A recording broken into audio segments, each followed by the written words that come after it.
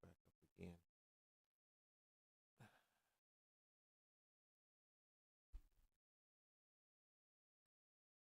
Boom. Back up in the place. Back up in here. Yeah, yeah, yeah, yeah, yeah, yeah, yeah. Yeah, yeah, yeah.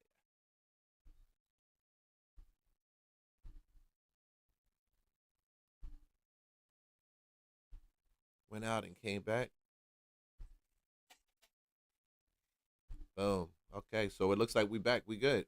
Let's go ahead and run this real quick on a little technical difficulties your boy experiences.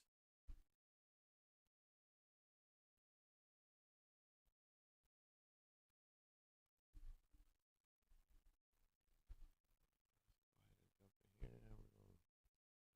We're gonna run this poll.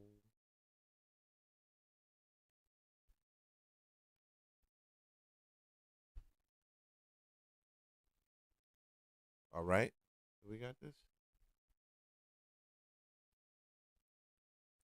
Test.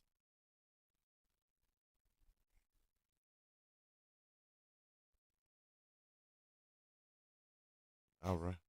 Boom. So we good. Let's start this little goal for super chat. Let me nothing give me something. Boom, boom, boom. And we're gonna run another poll. Mm-hmm.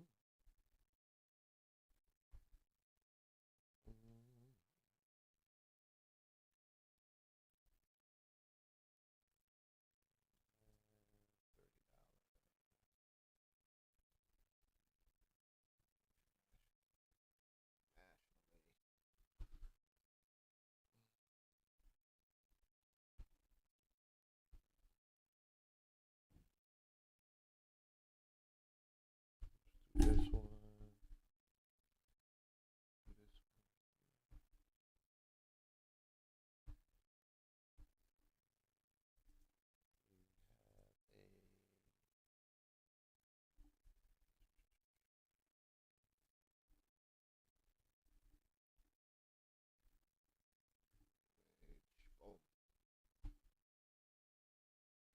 Yep, yep. Okay, cool. All right, perfect. It's up. We rocking. I love it. It's good. Okay, cool. So you're watching this in replay. You're watching this live. Welcome to Real Estate Lunchbox. My name's Leon Duncan. I appreciate you guys jumping in here. 20-year real estate vet, investor, broker, agent, here to talk to you about the market. Ignore it, ignore it, ignore it. Cool. So, man, before I even get this show started, I got a bunch of stuff we're going to talk about. We're going to put out right now this $30 minimum wage that New York is proposing. California has been on this thing also. So, we're going to talk a little bit about that. Also, New York has some issues when it comes to their credit rating. And man, doggone, Chicago has the same thing. We're going to talk about that. Um, and then let's talk a little bit about new construction. And I know people are shifting over to new construction because some of the resale properties, the delisting has accelerated, but we're going into the springtime and they're starting to bring more onto the market. But we're going to talk about those who went into buy new construction properties. What does that look like? Oh no. Yes, what does it look like? And dude, let's jump on. We're going to jump on also uh buying a house 40. The minimum age for purchasing a home right now, they're saying the median age is 40 years old. Okay. How do you guys feel about that? But before we even get into this, real quick, yeah, I'm going to start off with the most controversial one. I was watching this, two videos I was watching. What's up? Initial, okay, great topic, especially the $20, $30 weigh in, thumbnail, post a video. Definitely a subject matter. Thank you. I appreciate it. Thank you for jumping in here. Daryl Turner, thank you. I appreciate you. Weigh in, tell me what you think. We're going to look at it after that. But before we even get into that, okay, I always find these videos I love to stitch. I love to talk about because I feel like the bits and pieces of some of these videos we can learn from some of these reactions that we see on TikTok. But let me break this down. This girl, she huh, All right, I'm gonna play it first. Let's go, and I'll talk about it when it goes. This is why I think that now over 500,000 black women are now terminated. I think with Kamala Harris getting in office, black women voters getting that guy in office, Roy Jones or whatever, getting him out of office in Alabama, the country went crazy with just hiring black women. They were hiring black women that were highly educated on paper.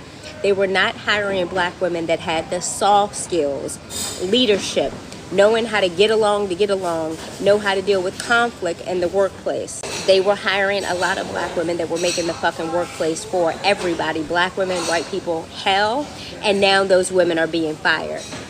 There are a lot of people out here and people that are hiring things because someone went to Harvard and they went to Yale and they worked for this senator and congressman, they're going to be a good employee automatically. No.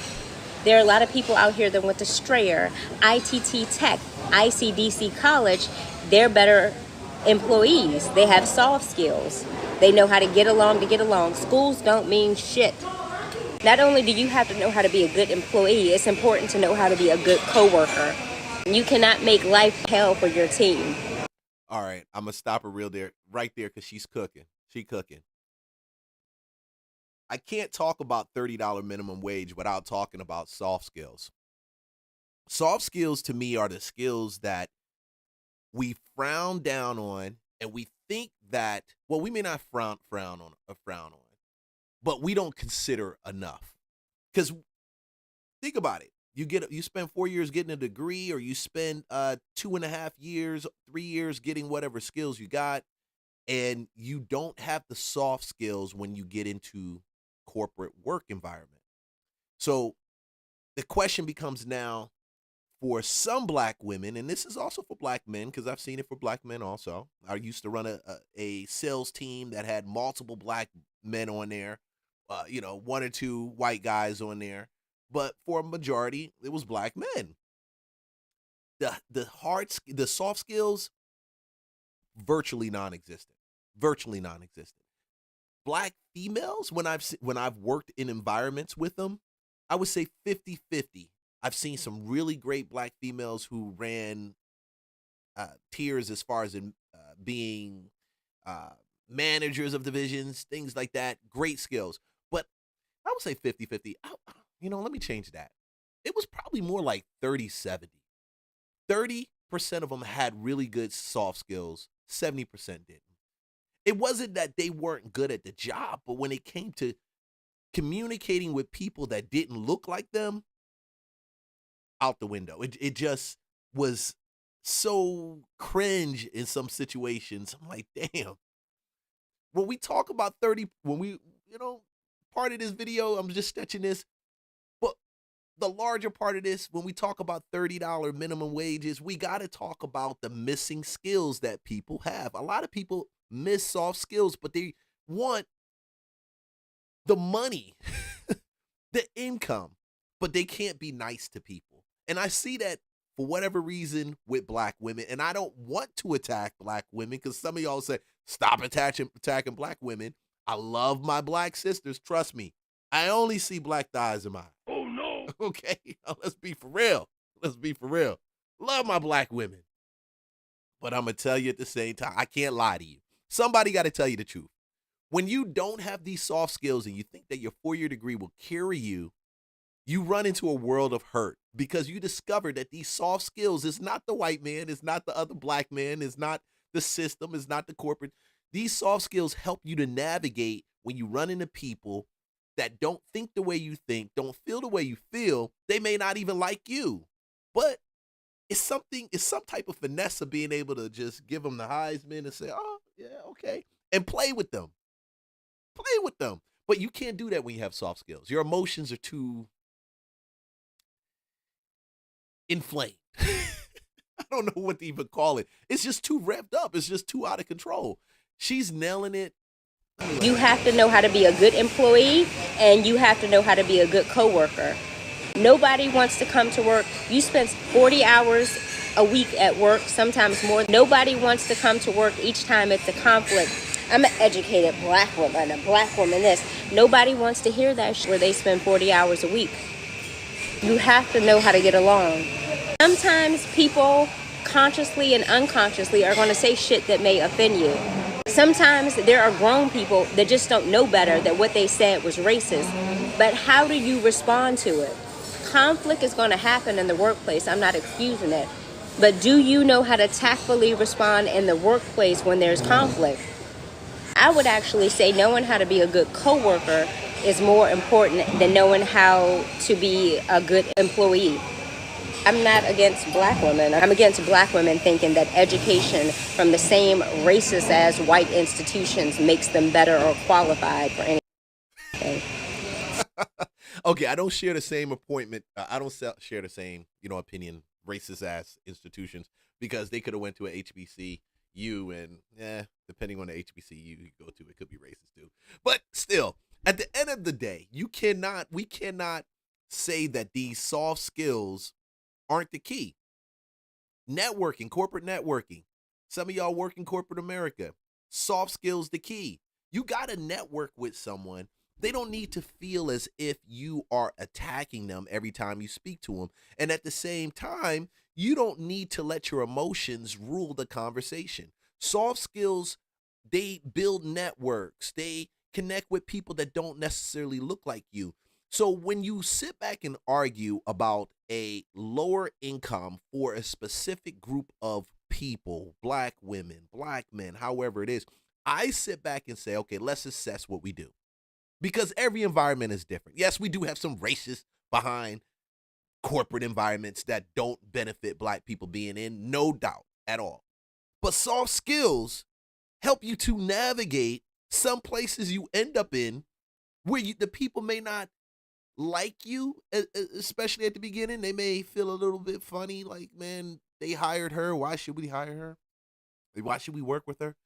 But the soft skills allow you to build the relationships that are necessary to not have to be in a position where people they don't like working with you, okay? You need these soft skills.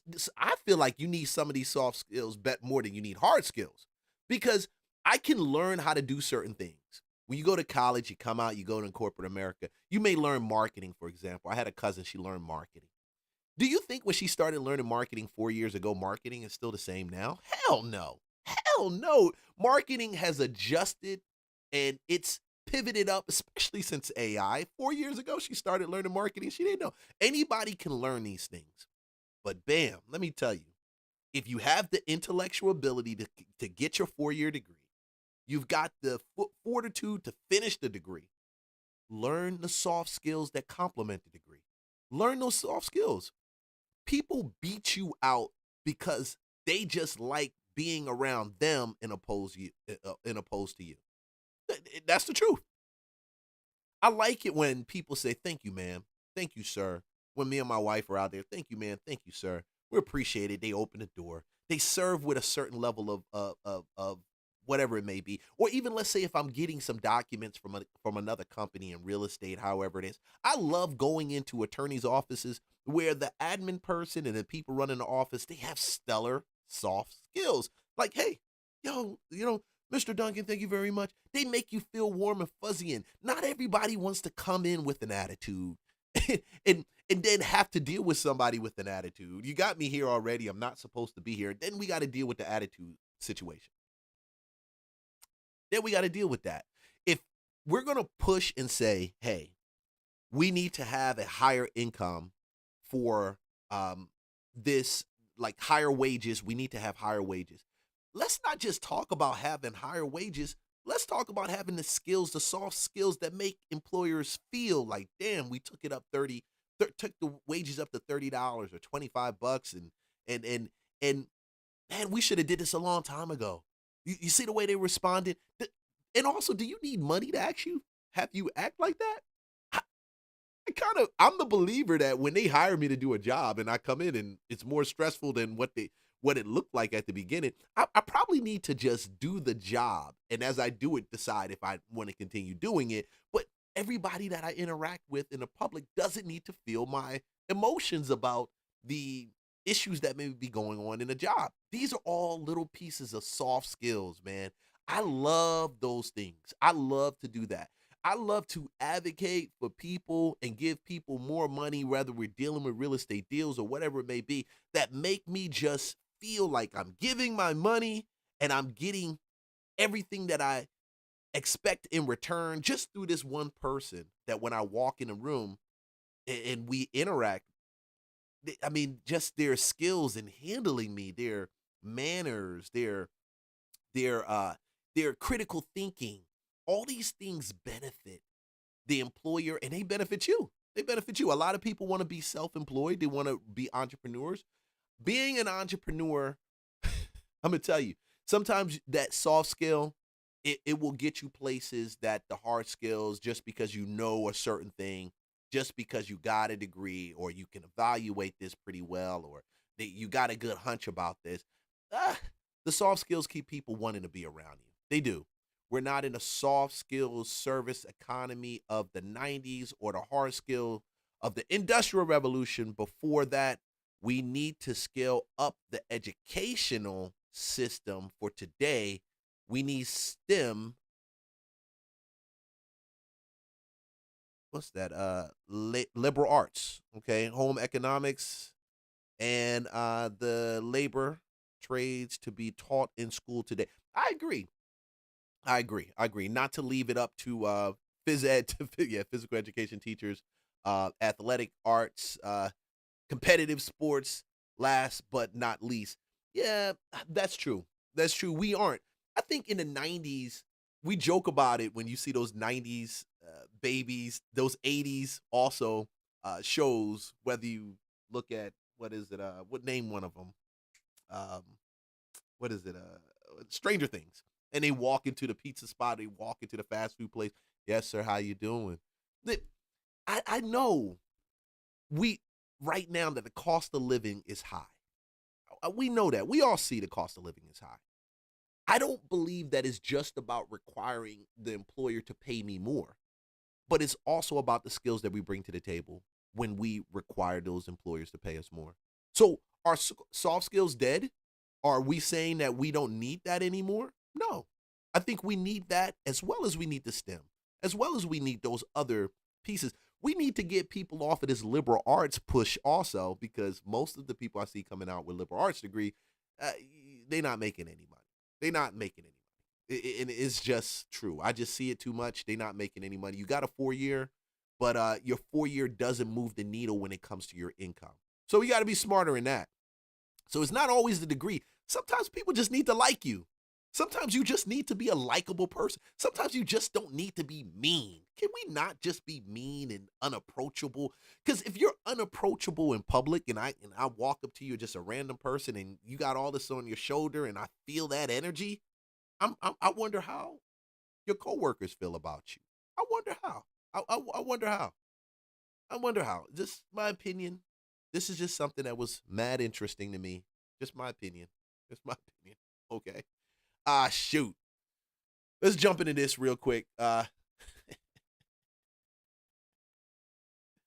Yeah. $30. $30 minimum wage. Minimum wage workers started the year with a raise to $17 an hour. Now, some city council members are actually trying to just about double that. Yeah, and it's a plan that's being celebrated by labor groups, of course, but feared by small business owners. Good Day's Arthur Chien breaks down the proposal. The latest proposal being weighed at City Hall is making a lot of noise. If we don't get it, shut it down. On Tuesday, a coalition of activists, labor leaders, and progressive members of the City Council clamored on the steps of City Hall demanding an unprecedented wage increase that would double what minimum wage was just last year to $30 an hour.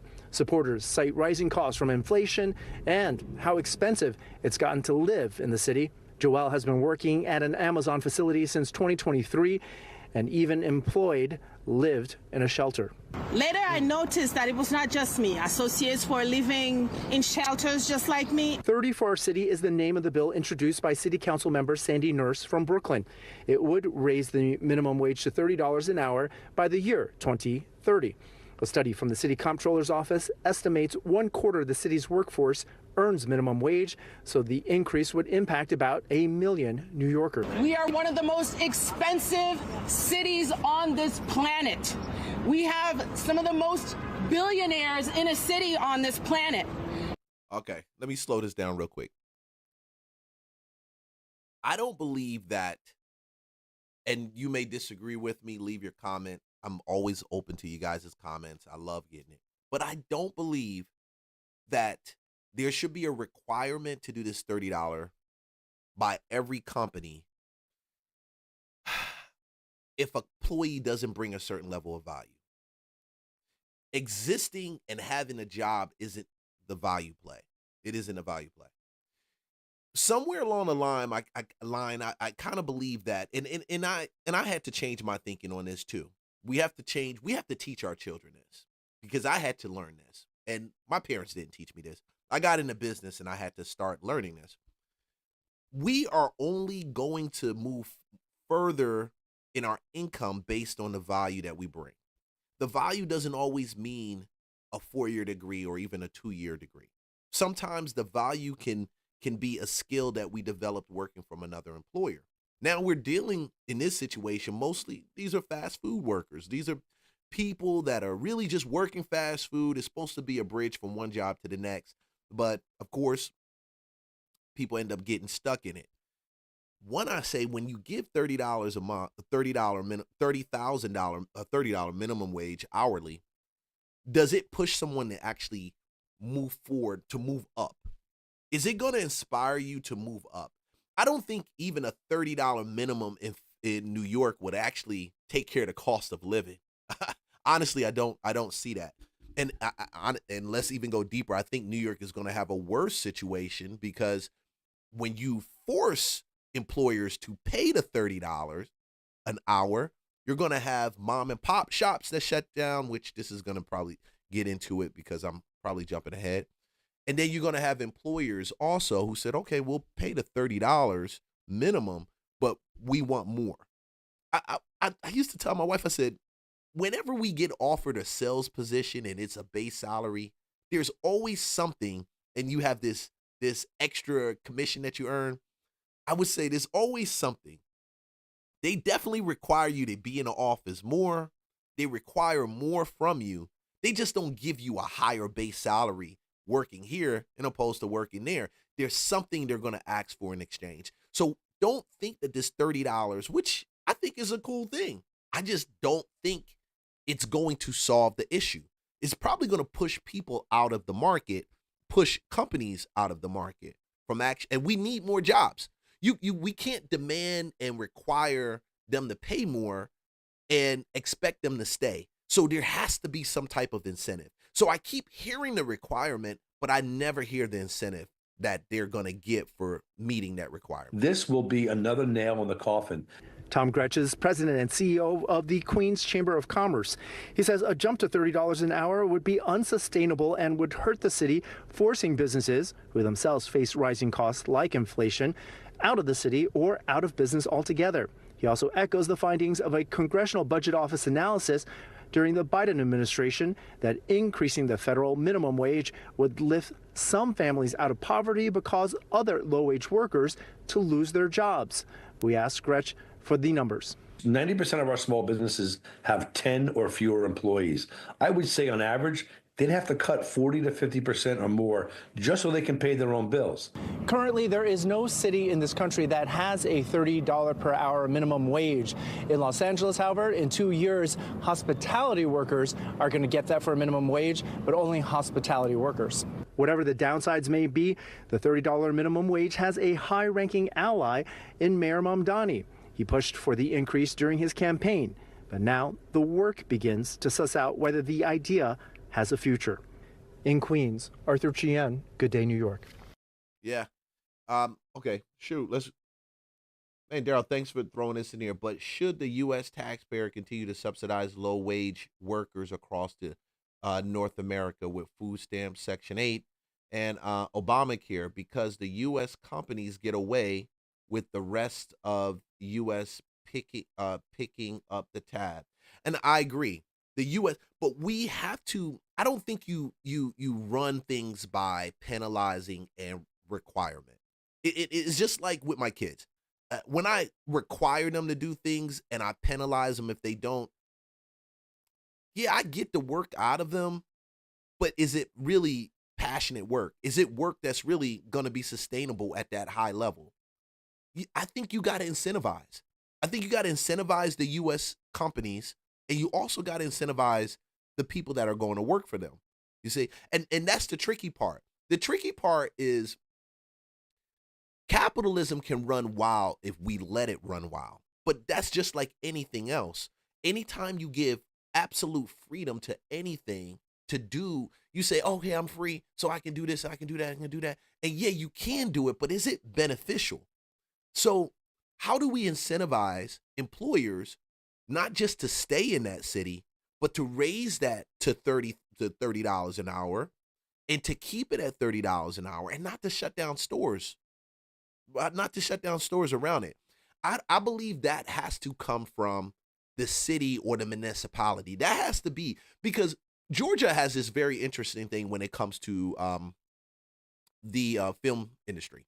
Georgia has all these tax incentives to bring them and to draw them in, to keep them, but these are incentives. Now, there should be, I think part of this, there should be incentives layered on top of that too, for them to keep it in place and for them to roll some of the benefit of it into the workers. When we incentivize those things, we incentivize good behavior. We incentivize that type of behavior.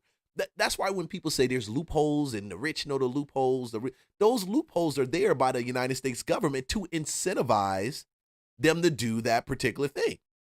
If we can incentivize it, then it makes sense. If anything, it helps with people learning what that loophole is, and they know that there are loopholes out there, and they go find it. So it's not just a loophole that's just for entrepreneurs or just for corporate people that are having S Corp or C Corp or things like that. Do we need it? Yeah, I kind of believe we do need to have some way where these wages keep up. They got to keep up with the cost of living, but we can't require them to do it without and then say, hey, it's okay to give mediocre work. So it's got to be the same. The same people that are yelling for it need to also bring in, hey, we do this. Here's the standard that we believe they need to bring to the table, whether it's Amazon, Burger King, Chick-fil-A.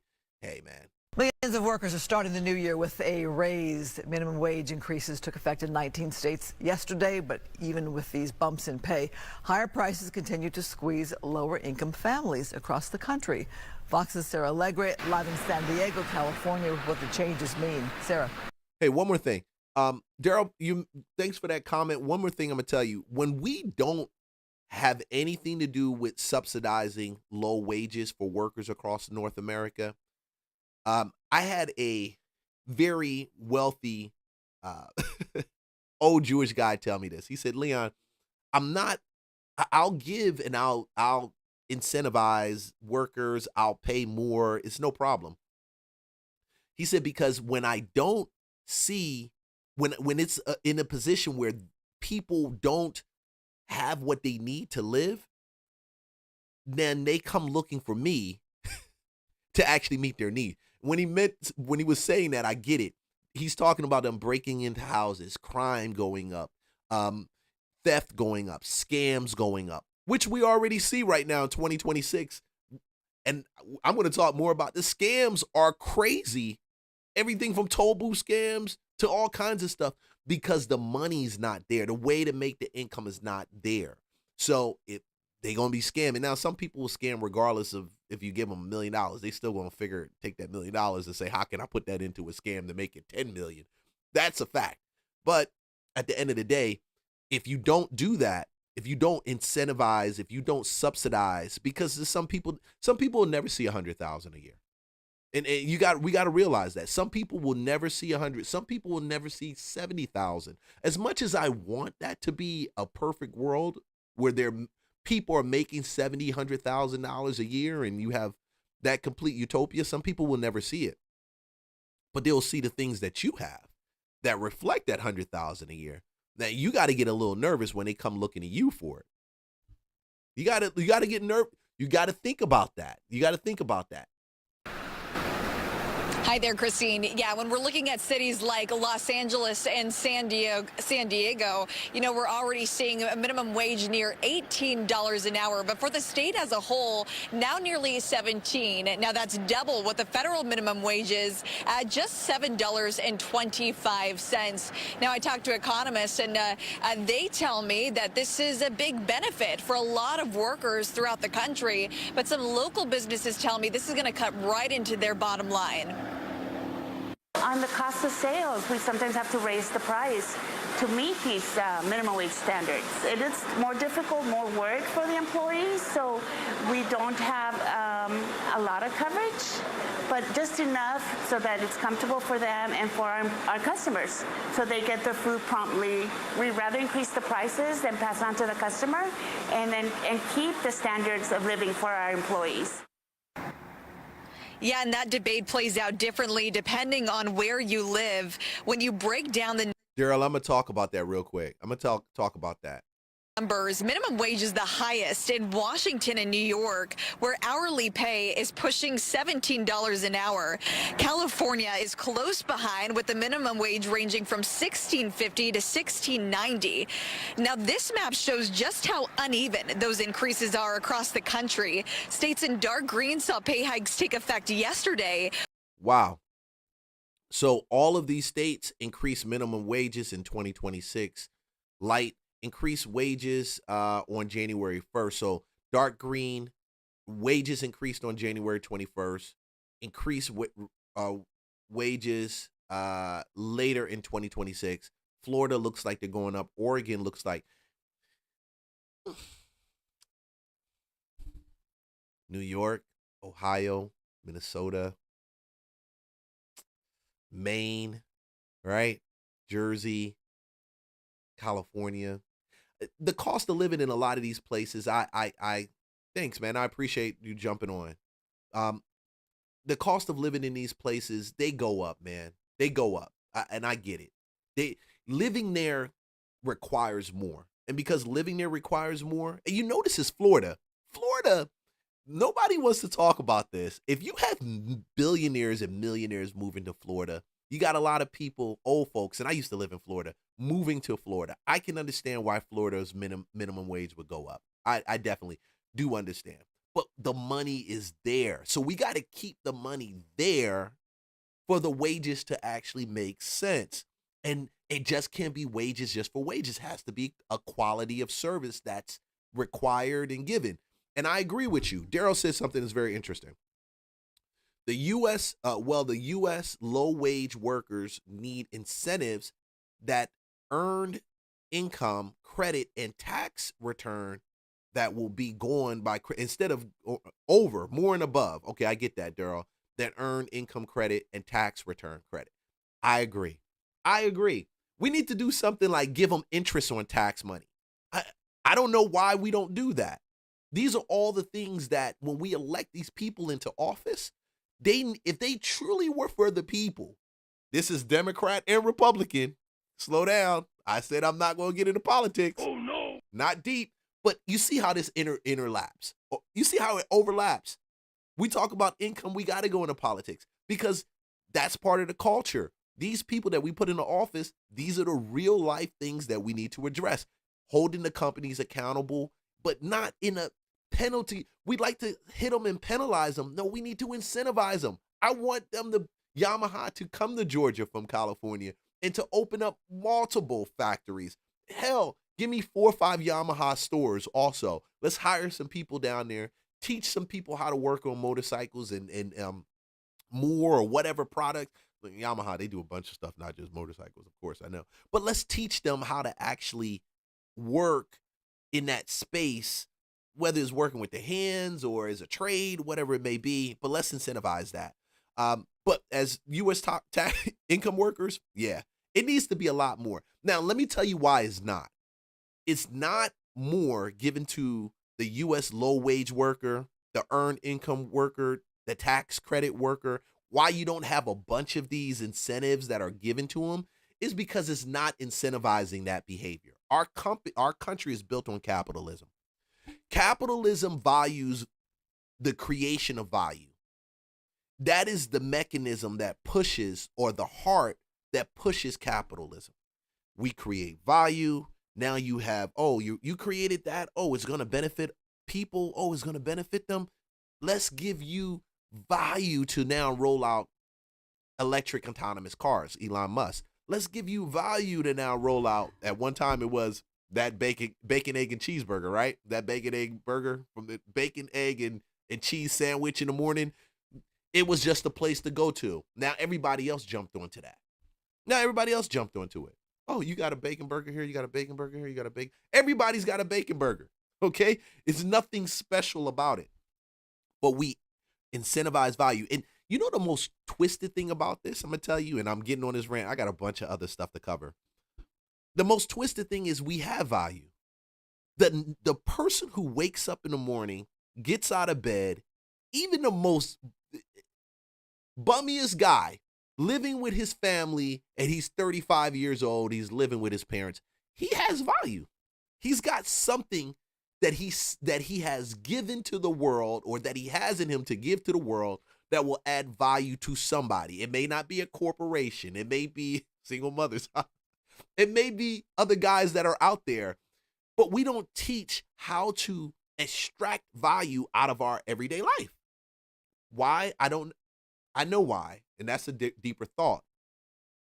But I keep saying that even me speaking to you right now, you're watching me YouTube. Look, I almost knocked the cup off the table. Look, calm down. Me talking to you, you're getting the value of 20 years in real estate. You're getting the value of 20 years as a broker and agent, as an investor, the fails, the wins, the perspective. As a trying to find somebody 20 years in the space, most people quit after their 5, 7, 6, 10-year mark. And I get it. I understand it's hard. It's hard as hell. It's not easy. But the value is in there. The value's in there. How do we teach them to extract that value, to identify it, and see where it fits in the marketplace, so now they're just not a peg in a hole? Now we give them significance. Now we give them courage. We give them value. We give them confidence. When I say them, it can be anyone. It can be any worker. It can be any person. It can be the normal person. We look at our older folks. I saw a video of an older guy delivering groceries. He was delivering DoorDash because his wife, who was 80 years old, I don't know how old she was. He didn't say. I think she was like 80, 75, 80, because he was definitely in his 80s. He was definitely in his 80s. Delivering DoorDash. To see this guy walk up the steps, I'm like, damn. But this guy has value. Or you think over his last 80 years, he didn't have value that he can now talk about on a platform that would actually pay him for his value? You know, I would like to sit back and say, because I enjoy doing this with older real estate investors, people that have been in the business more. I enjoy watching them talk about what it was like, Atlanta was like in the 60s, in the 70s. One of my investors was talking about how he hid money in the ceiling in one of his hole in the wall speakeasies, and in work walks Maynard Jackson, and they play cards, and it was listening to him talk about that story, and then he pointed to he was like, hey, you know about this place over here in Dallas, Georgia? Yo, I used to own these many acres. And listening to him talk about the story, it brings encouragement, it brings confidence, it just brings history. And then at the same time he's dropping jewels while he's telling that story to me. Hey, if you buy some stuff, buy some land, hold on to it, go way out there, it's going to expand. But these are value plays. So we shouldn't tell people, yeah, you need to get $30 minimum wage. We should give them the minimum wage. But at the same time, we should incentivize bringing value to that employer. I don't care if you work in the burger shop down at Burger King, you got something to offer. And we need to show people how to extract that value out. Because when we don't do that, we run into situations where people lie to us and they tell us that being a millionaire, people that are rich are evil. And I don't believe that. People are rich. You got some real evil motherfuckers. Trust me. Oh, no. Okay, and I'm not going to cuss. But you do got some real bad people with money. But you got some good people with money that are changing people's lives too. We want to tell them how. How do you become that? We want to incentivize that because a rising tide raises all ships. We learned that in sales. Oh, no. We learned that in corporate America. We learned that. Like, I got one more look. I can talk for days on it. I think Mamdani in New York is kind of, I can applaud wanting to have free transportation.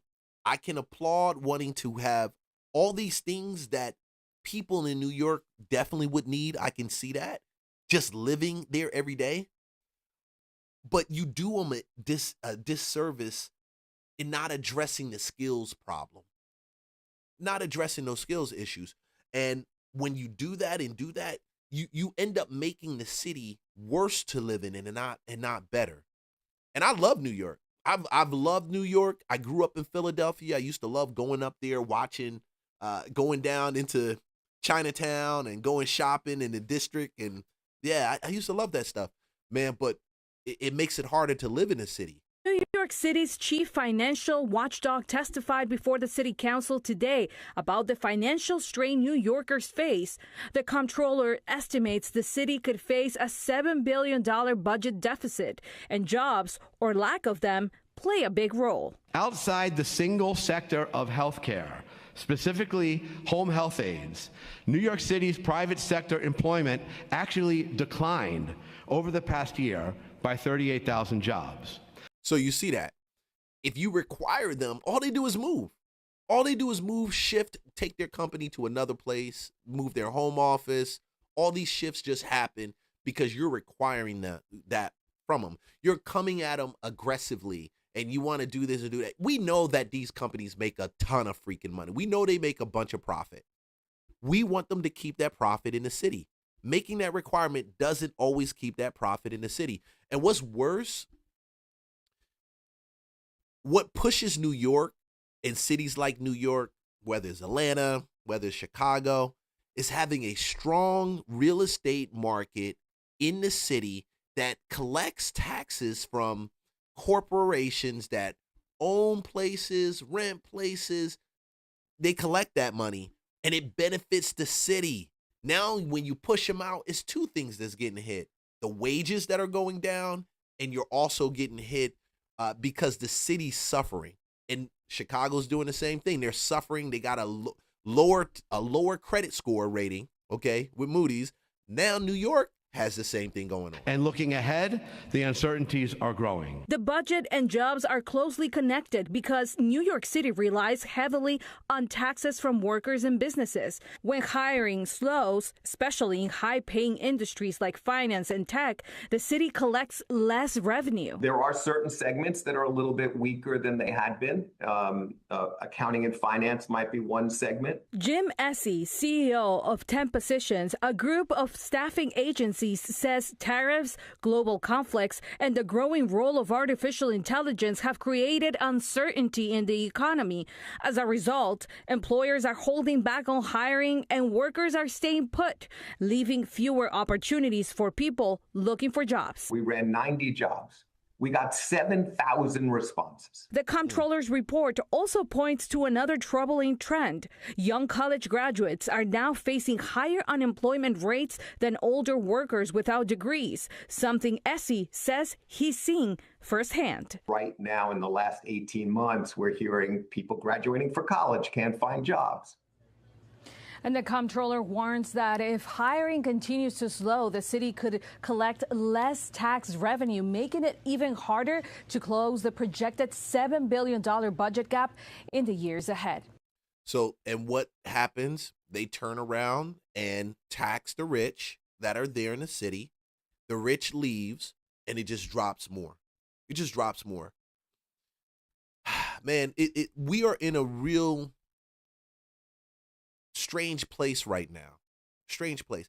And I just don't hear the right conversations when it comes to getting people out to work, getting people working in a way that's respectable, getting people with enough money to be able to cover their bills. I just don't believe it's a forced thing. I would have applauded Mamdani I would have even applauded the mayor of Chicago, even Gavin Newsom. I would have applauded them if it would have been a heavier conversation on skills, soft skills, ability to giving the worker the skills to navigate the shifting market. Don't think that AI is just coming in and is just making these people unemployed too. Listen, these jobs, a lot of these places, they're firing people, hoping the AI will work. And honestly, I believe they're going to bring some of these people, if not half of these people, back already, because they're going to discover AI is 5-10 years from actually being the thing that they really wanted to do. And I'm just telling you from someone that uses it for workflows and things like that. So I know it always hallucinates. And I keep telling people that. So, but the skill to actually run the machine is what we need. We need the skills for people to run large learning models, to work in connection with it. Some things just have to be done manually. It just needs to be there. With the creation of the internet became creation of jobs, creation of AI becomes creation of jobs. They should be getting these people ready for this. People should be getting ready for that.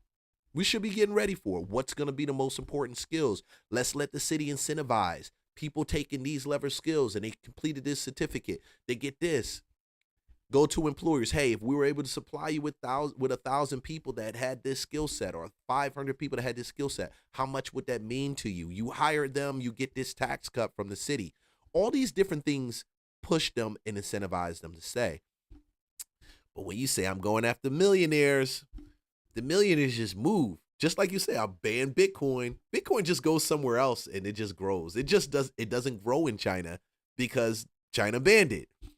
But it grows outside of China. And China loses out on all of the income that could have been earned by having Bitcoin within its walls and from its people transacting on it. But the control portion is what causes companies, cities like this to lose out. They gotta control everything. They want to control this. No, don't do that. Don't control them. Incentivize them. You control through incentivizing. It's very interesting. I was listening to this. I was listening to this this woman talk, and she said, let me clear this. Y'all gonna think I'm talking about her, but it's gonna lead into that though. She said, if you want a man to do something for you, you don't go and say, I need you to do blah, blah, blah. That man's going to look at you and say, okay, you directed me now, right? But when you go in and say, hey, if you do this, this will happen. Did you know that? The logical thinking in a man would look at the process and say, oh, so if I do this, this will happen? You mean if I open the door, she's more likely to give me her phone number? If I pulled out the chair, she's more, and before she sat down, she's more likely. Like, you don't have to attack the thing directly. You talk around it. You talk around it. So it triggers thought concerning it.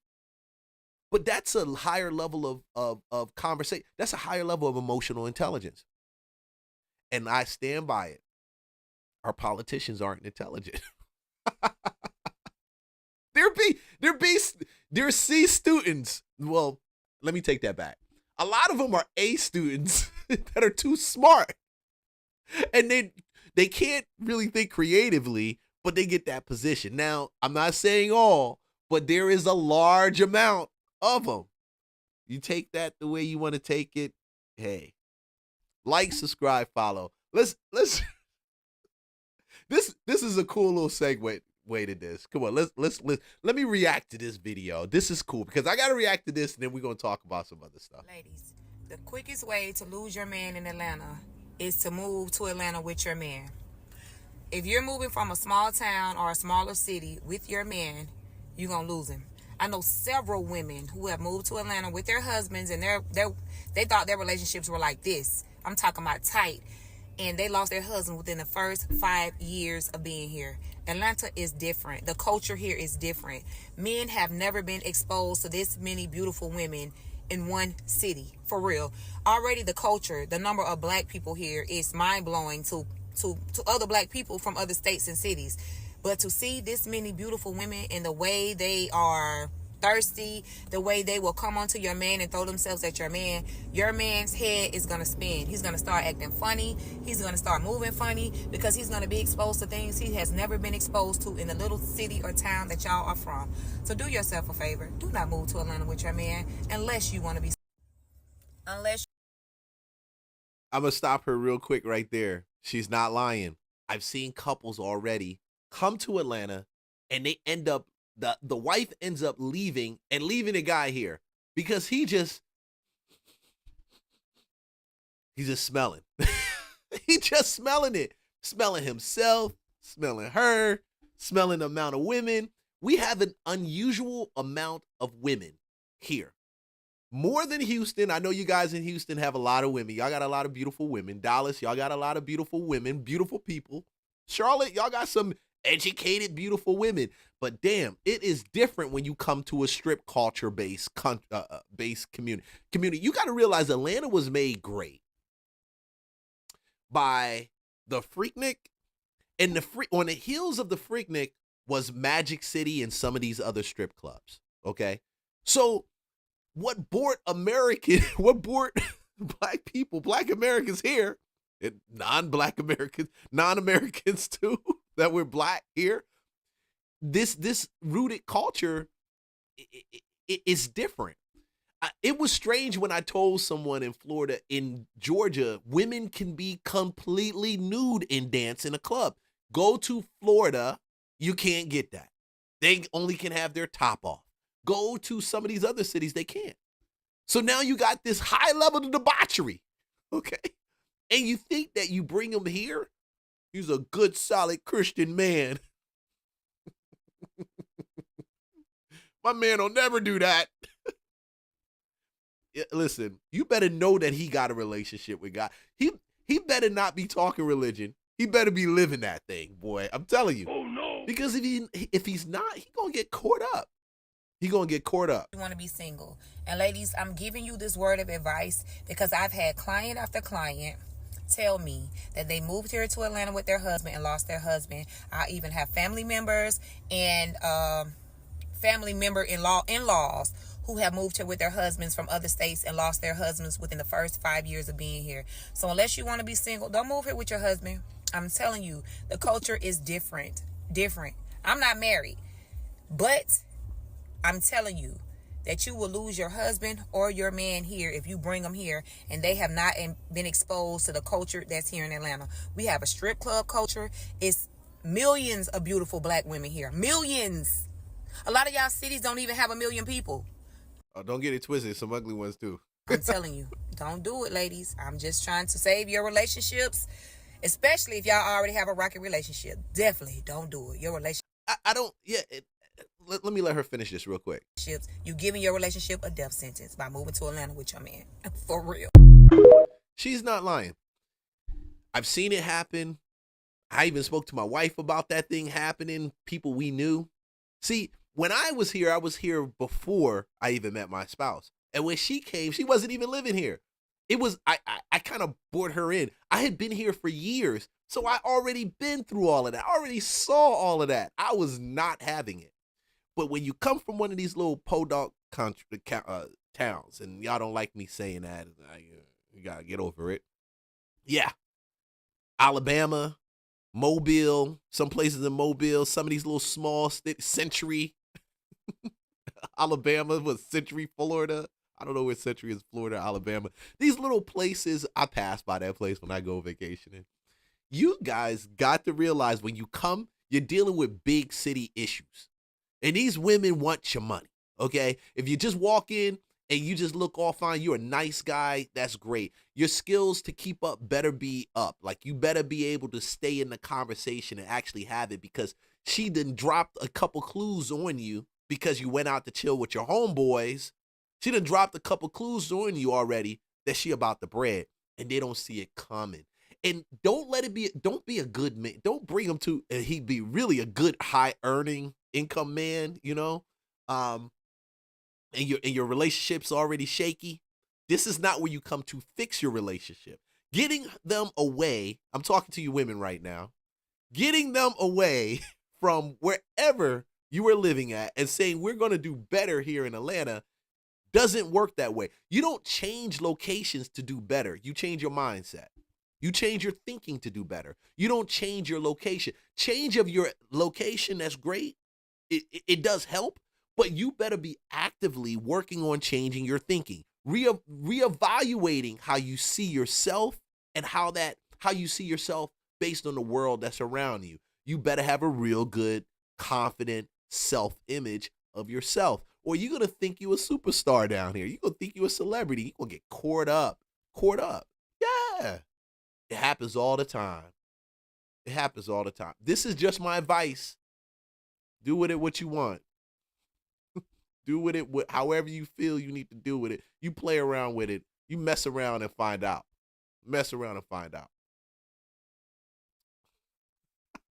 See, when I start talking about reacting to this stuff, I can keep going. Let's do this one over here also. This is another reaction one. This is straight up for you men out here. When I saw this, I said, I agree with homie. I agree with him. I'm starting to get convinced that women might be right.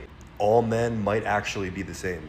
Like, I was chilling with one of my friends who's a girl, a good-looking girl, the other day, and she's going through her DMs, and I'm like, yo, like, who is that? I just peeked over at her phone, and again, I'm not going to name any names, but it's a person who everyone knows with, like, millions of followers, literally trying to fly out like this fucking 20-year-old girl. And this dude is, like, 30-something or 40. Like, they're all the same, bro. Like, they're all just trying to smash. They're all weirdos, horny as hell, DMing girls, like, a quarter of their age, trying to fly them out. Like, bro, you guys have no fucking class, bro. No class. Promise you. Homeboy nailed it right there. Hey, man, where's the class? Where's the class? Where's the class? Where's the class? Where is it? Because I see it also. Whether I get my wife DM'd, whether my daughters, I see it from people. And I hate to say it. No, I don't really hate to say it. Y'all weirdos. Y'all really weird. A lot of weird men out here. And maybe that's the reason why women feel notoriously scared. I was walked into a Planet Fitness and I'm working. It was a Crunch. We in a room full of people. I walked up to one of the instructors. She jumps back like this. I said, "Are you scared?" "Yeah." "Oh, you startled me. Dude, how do I startle you? And you in a room full of 45 people. But how? And there's other black men in there too. Don't say, oh, it was a black person, Leon. Oh, it was a white guy in there. Look, she had just got finished talking. It was the fact that a man came up to you. Now, I am a silent assassin. That's true. Martial arts got me to that place. But still, y'all are weird. And you making the women weird. So dudes who really are not weird, they already treated as being weird. You got a weird spirit on some of y'all. Like, you got a weird vibe. And when y'all have these weird vibes and y'all weird, like, you need this from another guy. Don't get mad. You need this from a guy needs to tell you that you're being weird. That's the only way that you're going to stop being weird. That's it. And then you'll probably, when you stop being weird, then you can stop talking and bashing women. Now, granted, I'm going to add balance to that. There's some women that still need to be bashed because they just do stupid stuff too. But it all starts with the man. That's what I'm trying to say. The way we project is what we get. If we project weird, we're going to get weird women and weird results. If you don't know how to really govern yourself like a guy, like a man, like if you don't come from a place of strength, like you need her to validate you, you need the woman to make you feel a certain type of way. You need all these different things to come in with the chain, and you got 5 of them, and you got 3 gold rings, and we just got to know that you here because the Hummer's on spinners outside, and nobody drives spinners anymore. I'm talking to you, and y'all know who I'm talking to. I'm talking to about your friend. You know who I'm talking about. If you a sane dude, you know what I'm talking about. In all my years of real estate, I done met weird dudes. I meet them all the time. I met a couple last night. Seen a couple. My advice, how do you not be weird? Learn, get a positive self-image of yourself. And don't let it be tied to another person and validate it. And you take a little bit of advice, let it be tied to God. That's a better source, trust me, because people get flaky. They really do. A bunch of these big influencers that you guys follow that are men with millions of followers, they seem completely normal. They're just like everybody else when it comes to being like a horny weirdo with women. Man, I said it. Somebody else had to say it. Like the guy who locks the women in her room for 5 years. Bro, weird. In the basement. Weird. Boy. All right. Shoot, I'm coming at, where am I at? I'm at that hour, and I told myself I'm going to keep this within an hour, but who cares? Because at the end of the day, I got a lot of stuff to talk about. Like, subscribe, follow for a lot of content. Check the description. I give away a bunch of free stuff out there that can help you, regardless of your situation and where you're at. You're moving to Dallas or you just want to get our property list in Georgia. Do that. Hit me up. Let's talk about your real estate needs if you need to. Let's go into new construction, because what I've noticed, there is a shift that's taking place because we don't have a lot of resales. We've got this affordability thing that's being pushed right now for new home construction. They want to go ahead and take down all the red tape that historically we've seen when it comes to building new homes, okay? There is still a catch-22 to that. When you say you're going to build new homes and build them fast, you got to be prepared. Some of y'all who bought new homes, you got to understand that these new home construction pieces, they're going to come with a bunch of issues. Not like if you buy a resale somebody's lived in. You're going to have tax issues. In some cases, you may have builder issues too. Let's go with this. Trevor the inspector here in the crawl space. You're not going to believe what I'm looking at right now. New construction. The waistline for this house was not connected. Literally, poop in the crawl space. There's just waste flowing into this crawl space. Absolutely disgusting. And then there's another section over there where a drain pipe wasn't connected, and you had water from the sink literally just pouring into the crawl space. Absolutely crazy. Do not buy new construction. I repeat, do not buy a home that is new construction. I'm gonna tell y'all a little. That's horrible. You see waste coming in from they didn't connect the lines. When they're building these homes, they're rushing to build a lot of this stuff. So if you go, you gotta have an inspector. I've seen you guys buy these houses and y'all believe that these new construction contractors, because it says the word new, mean you get new. You're not getting new. You're getting a rush job home that you have to now go and inspect intentionally. And it sucks if you're a new buyer too. That, I think it sucks more if you're a new buyer, because you have no concept of what to look for. I don't even think new construction really should be for brand new buyers. I mean, you tell me if I'm crazy on that or not. I don't know. Story. I bought a home roughly seven and a half years ago from the company D.R. Horton. One of the worst development companies there is out there. They put these homes up fast and cheap. So I bought a home from D.R. Horton, brand new home. It was a townhouse and was the first one on the block to purchase a home. We were the first ones on the block. They offered an incentive. They usually do. Don't be the first one there. Don't never be the first person in. Under new construction to pay majority of the closing costs, which is the reason why I went for it, because that closing costs can get expensive. And this was in South Florida, Fort Lauderdale, so very expensive. So they were paying offering to pay majority of the closing costs. So went with them, and it was new construction.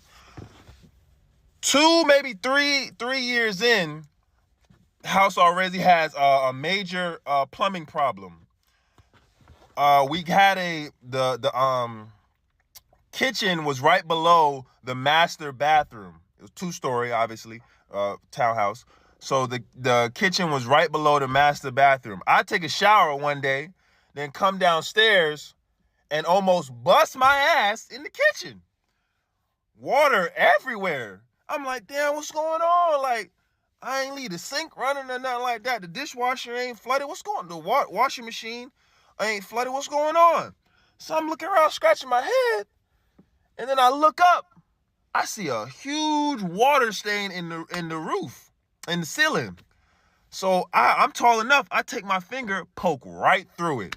Water, water, water, water, just dripping. I'm like, damn, what the hell? Had 3 plumbers come to diagnose the problem. 3. Every last one of them came in there and said, who built this house? It said D.R. Horton. They said. If you don't know D.R. Horton, they're not historically bad. I've worked with people that bought homes from D.R. Horton, and at least they didn't call me and tell me I had an issue.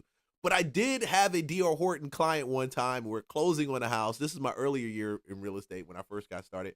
And we're doing a walkthrough. And damn, bro, we're walking through. I'm like, this is nice. This is nice. And I sit back at the counter. You know, you have that open space where the kitchen is there and you can see right into the living room. And then there's the fireplace on the wall in the living room. I'm wondering, why is this fireplace doing an L shape like that? Why is it like that? I was like, oh no, not the L-shaped fireplace, not the S-shaped fireplace, the zigzag fireplace. Oh yes, and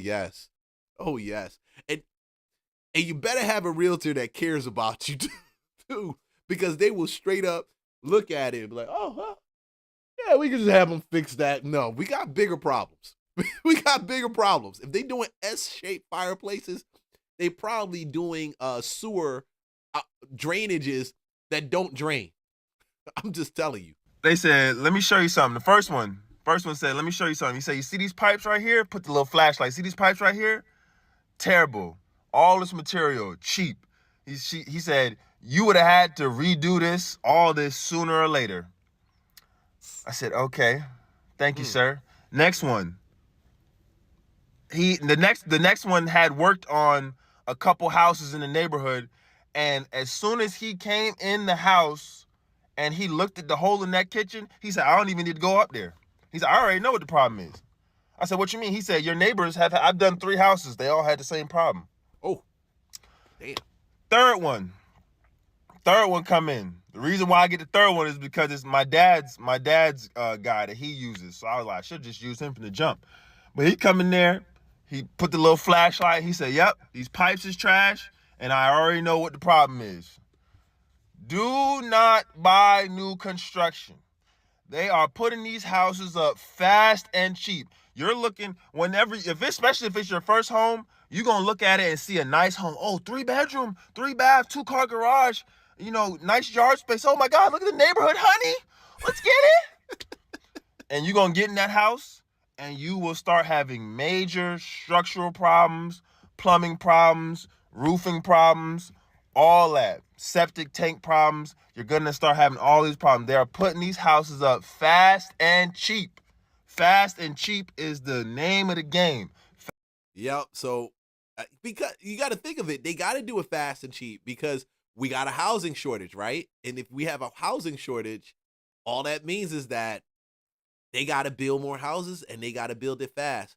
So you're going to experience, or you will experience, it's big for some people and it's small for others. I mean, you're going to have problems. You're going to have something. You can't move that fast building a home and then expect not to have any issues. I don't know the emotion that buyers have, and I'm talking to y'all, there's a buyer's market right now, okay? There's a lot of upside down shit that's happening.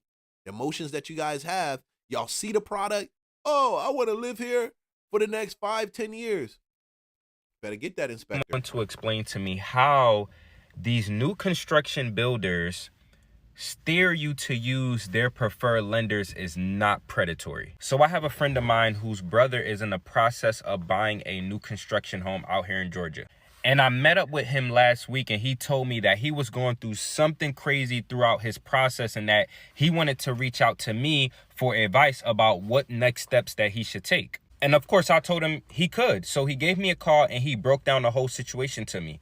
They started the process of building their new construction home back in early this year, February. Man, I gotta fix myself. I'm so worked up over this. But they started the process. And initially, when they started the process with the lender that the builder referred them or is working with, interest rates were in the low to mid sixes, and they were basing their financial situation based off those interest rates. And initially, with those rates, he was comfortable with the monthly payment. And obviously, the builder will give you an incentive if you work with their preferred lender, which in this case, I see where this is going right now. I see it already. And some of this I haven't watched all complete. So some of this I'm reacting to it just in real time. I really haven't looked at all of this before I even boarded in. I just like the beginning. But I see where this is going already. The builder was willing to give them $10,000 if they work with their preferred lender. Now, here's where the problem starts. The lender wasn't able to lock in that initial 6% interest rate that he quoted them because the lender cannot lock in the rate until the home is actually completed.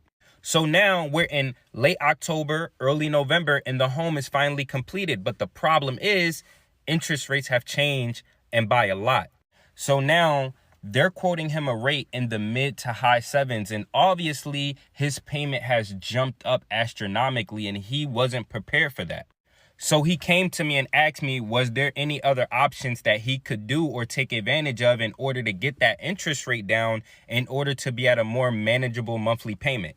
And I tell him, sure, you can use that $10,000 that the builder is giving you to buy down your interest rate, whether that. Okay. So, I'm just stopping in the middle. This is why I say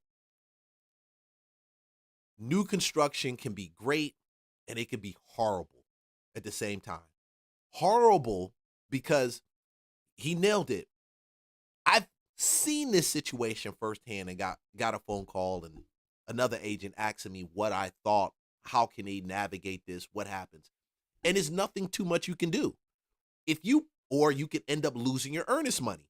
If you put $5,000 down and you pull out the deal when the house is done, they started building in February, house is done in October, you lose your $5,000. They will happily take that house because it appraised for more. That's one reason why the rate went up too. We're talking about the rate. We're not even talking about the appraisal. If it appraises for more, you're going to pay more. You're going to pay that appraised price. You're not going to pay the price that you have right there. Bro, yeah, the contract locked. You said, but I had a contract for this. Yeah, you had a contract for that. Now, imagine you wanted to appraise more. That's great, right?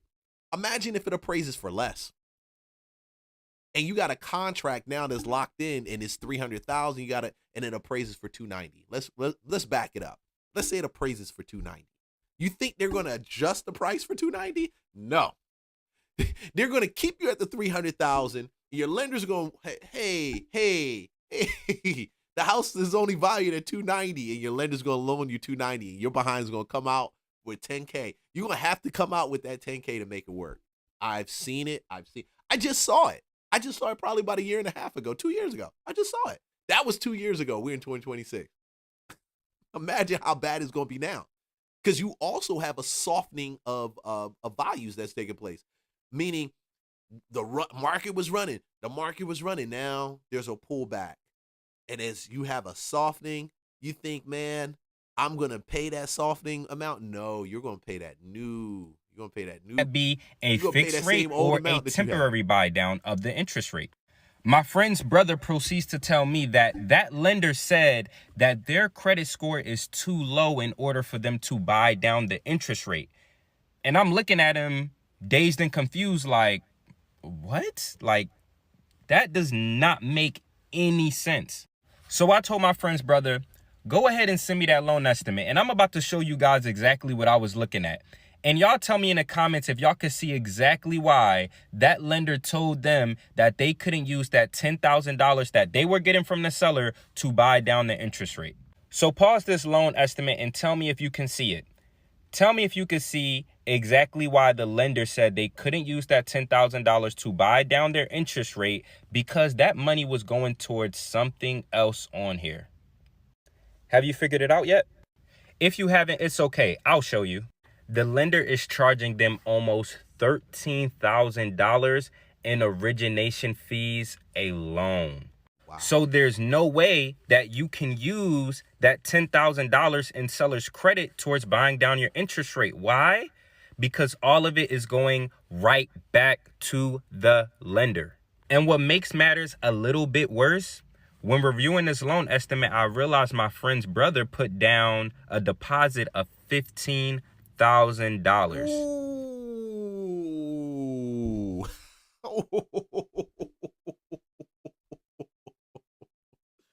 Whoa. Yeah, that $15K he can't get it back. Yeah, there is nothing in those clauses in these builder contracts. And just to give you insight, builders use a different contract than what most of your realtors use.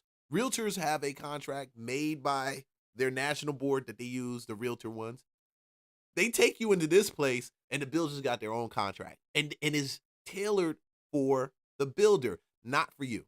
Not for you. So yeah, just like I said, I had somebody who, the house went down in value and they had to come and bring the difference in order to close because they had a contract for $10,000 more.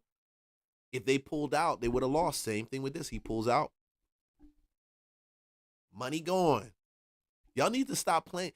Just because you have this bubbly feeling, you have this, your heart just jumps. Oh, this is my house. You better know what you're getting into. Meaning, if they decide that they want to walk away from buying this new construction home because they don't like the way this is set up, they are out of $15,000.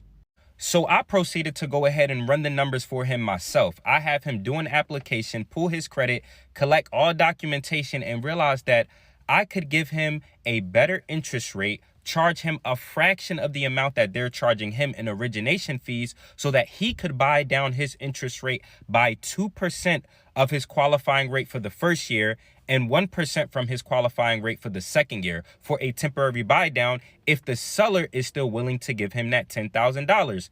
But guess what? The builder, who is the seller, won't give him that $10,000 if he decides to go and use an outside lender.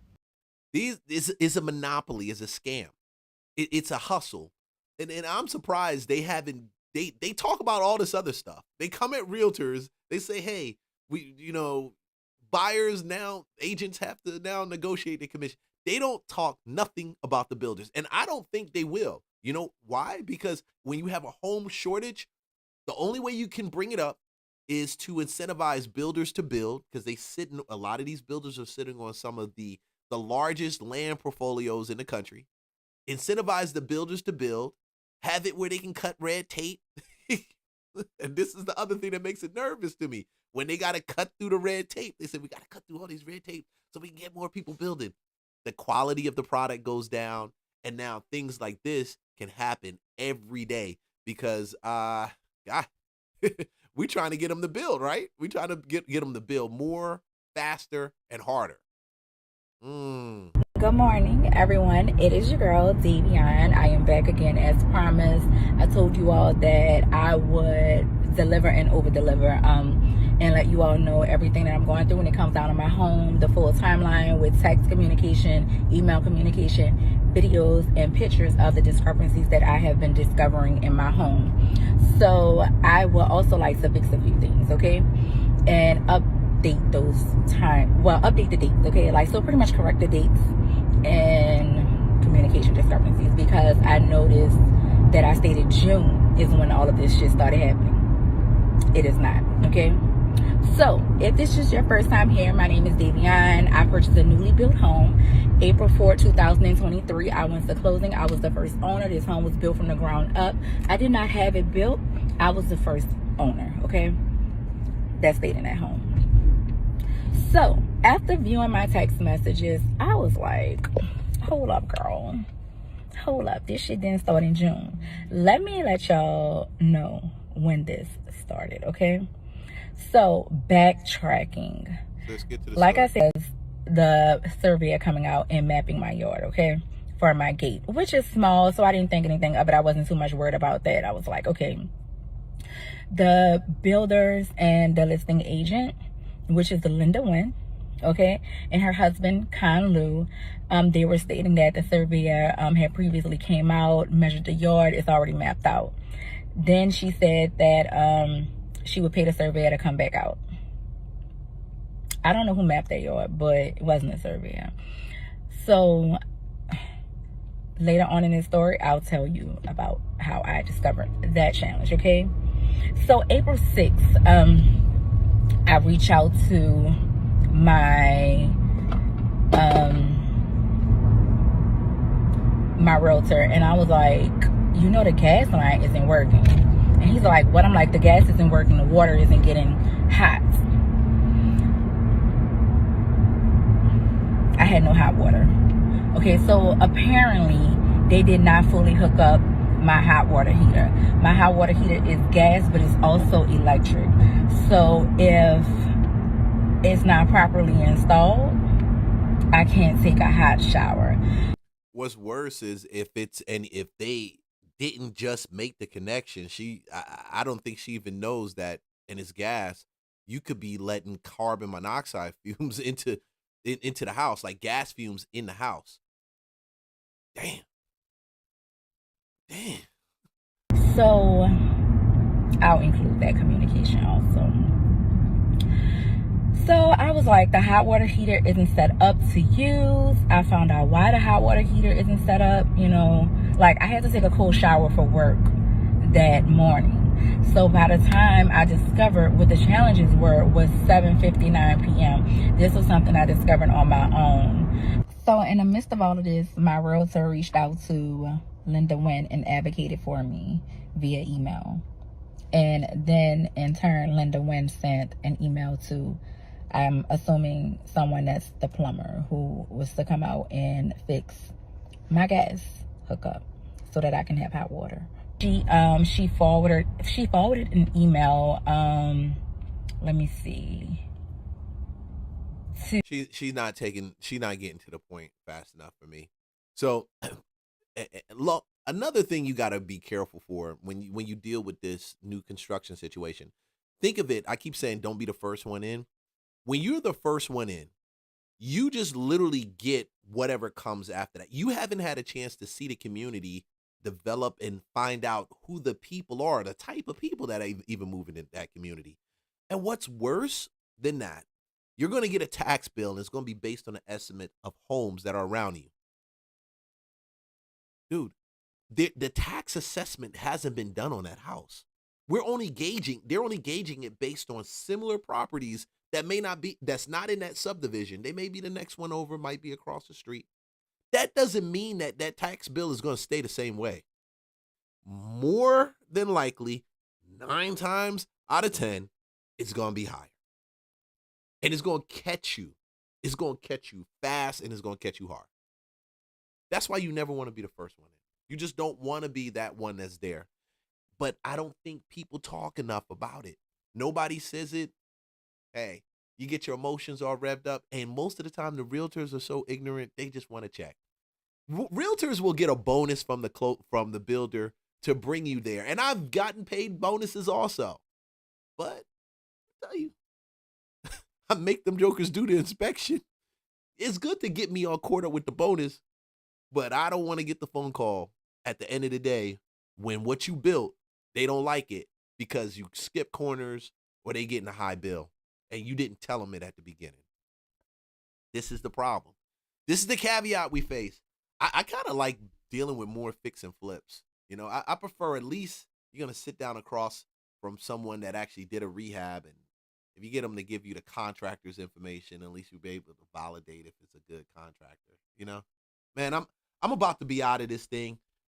Shoot, I appreciate you guys jumping on. Let's look at this poll. 100% yes. Should we have a $30 national minimum wage? And the answer is yes. I got all your pollings in, and I appreciate you guys, everyone that commented and say yes. Boom, boom, boom. Hey, like, subscribe, follow for more content. I'm going to be out, but I'll be doing this every week. We do this, every day, Monday through Friday. It's the Real Estate Lunchbox. I see you guys on the next stream. Guys, be blessed. And remember, look, you're perfect just the way that you are. God made you in his image and his likeness. Forget about what these people got to say. I see you guys on the next stream.